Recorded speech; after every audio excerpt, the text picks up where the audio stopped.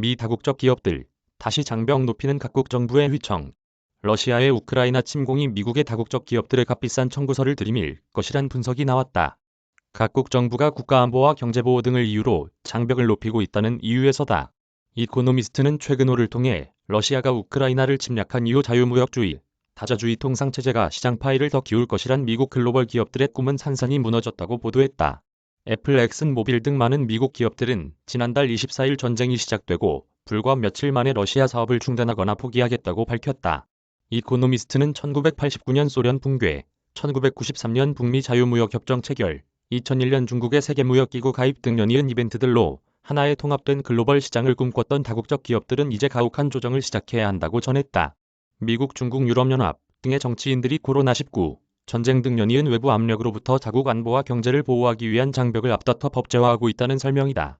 이코노미스트는 해외 공급망에 의존하는 대신 미국 안에서 해내자는 조 바이든 미국 대통령의 지난 1일 국정연설 발언은 국가 지도자가 보호무역주의를 장려한 대표적 사례라고 꼬집었다. 지정학적 위기와 보호무역주의 흐름으로 인해 미국의 다국적 기업들은 대부분 휘청이고 있다. 글로벌 투자은행 골드만삭스에 따르면 내수 시장에 집중된 미국 기업들의 주가는 올 들어 5% 하락하는 데 그친 반면 해외 수익에 의존하는 미국 기업들의 주가는 3배 가까이 급락했다.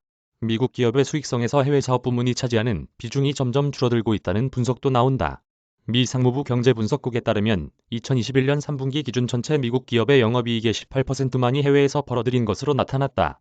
이는 3년 전 24%에 비해 감소한 것이다.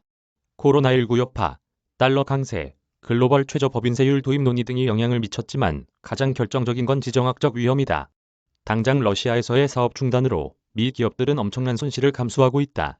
엑슨모빌은 사할린 1 프로젝트 개발 중단으로 인해 회사가 불안정해질 것이라고 경고했다. 러시아 당국의 자산 압류 등 보복도 미국 기업들이 우려하는 지점이다. 이코노미스트는 중국 경제 규모가 러시아의 10배에 달한다면서 미국 중국의 관세 전쟁도 당장 심각하진 않지만 장기적으로 더 큰 결과를 야기할 것이라고 전망했다. 이코노미스트는 러중에 비해 상대적으로 덜 국수주의적 국가인 한국과 EU, 미국도 반도체의 자국 내 생산을 독려하는 등 각자 산업군별로 국익에 중요하다고 판단되는 분야의 자립도를 키우기 위해 장벽을 높이는 것도 우려스러운 일이라고 지적했다. 그러나 공급망 재편 등을 위한 재투자는 비용과 과정 모두 쉽지 않을 것이라는 관측이다. 프랑스 인시아드의 스튜어트 블랙 교수는 중국의 방대한 숙련 노동자 풀을 따라잡을 수 있는 나라는 거의 없다고 강조했다. 김리안 기자 이메일 주소